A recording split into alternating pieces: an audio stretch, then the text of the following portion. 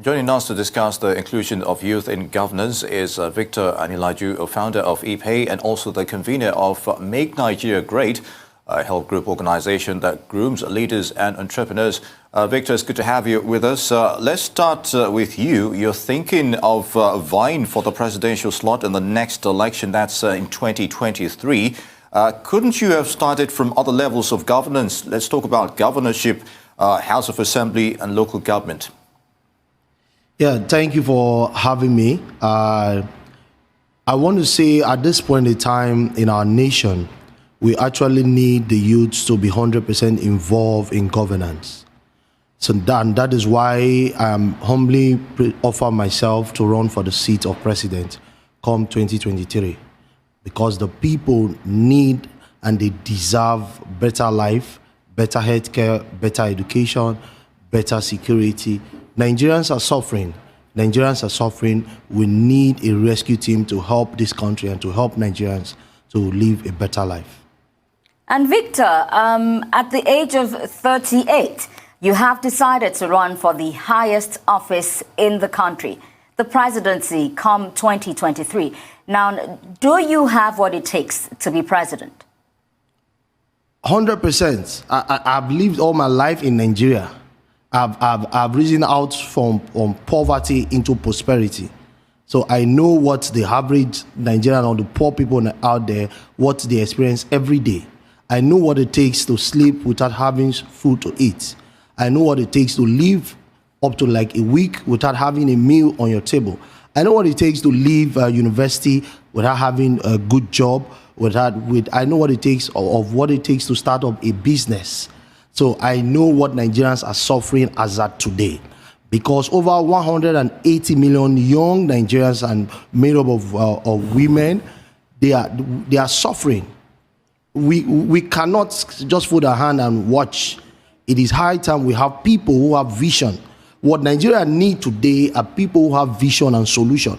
That's what we need. We need people who understand what the people are going through. We don't just need people who just have name, who are just there, just making money for themselves. No, we need people who are feeling the same pain that the people are feeling as at today. And they are willing to offer themselves as that sacrificial lamb to bring Nigerians out of poverty. This is the time where we all have to put our hands together and build a great nation. The time where just few persons just have to do what they want to do for themselves is over. We are now in the era where everybody, both the old, young, the poor and the rich, we all have to come together to build a country for ourselves. We are no longer living in a country for the few. This is the time everybody needs to be involved. Educated, non-educated, whoever they are, we all have to come at marks and make Nigeria a nation we all can be proud of. And I feel I am 100% qualified. By the Constitution of Nigeria, I'm qualified. By capacity, I'm qualified. By knowledge, I'm qualified. Because I have the innovation, I have the idea. I know what Nigerians need, and I'm ready to deliver to the people what they need. Thank you. Indeed, Victor, you talked about involvement, and I would like to take you up on that. Now, for youths aspiring into political office, how have they influenced grassroots democracy, starting from the bottom up? Their immediate constituents, how have they engaged people in their environment? Let's start with you. Okay, in engaging our environment, I'll have to speak for the over 70, 80 million young Nigerians out there. I have been in different organizations. I have spearheaded different movements. I have organized different conferences.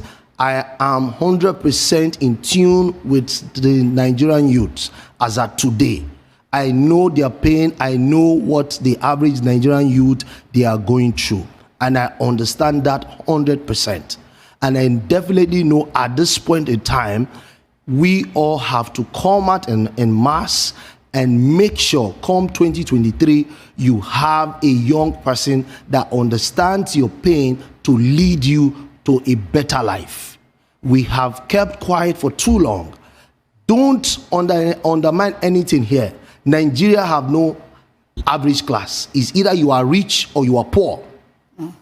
And I have grown from being poor. I was born into this country 38 years ago as a poor child. I know what it takes, and I know what is going on in the grassroots. The present government, from the year we got independent or from the year we went into democracy, have no really link to the grassroots. They don't care about what the people are going through. What most of the people we have in government care about, it's what they have to themselves. I think it is high time, it is better time we vote in people who have idea what an average Nigerian is going through as at today. I'm not talking about what Nigeria used to be 10 years ago, 20, 30 years ago. I'm talking about as at today, the 15th of November, 2020. What is happening to Nigerian youth? What is their pain? What is their need? What do they want? And how can we achieve that? I am 100% in tune of that. I was born into this country. I lived in this country. I do business in this country.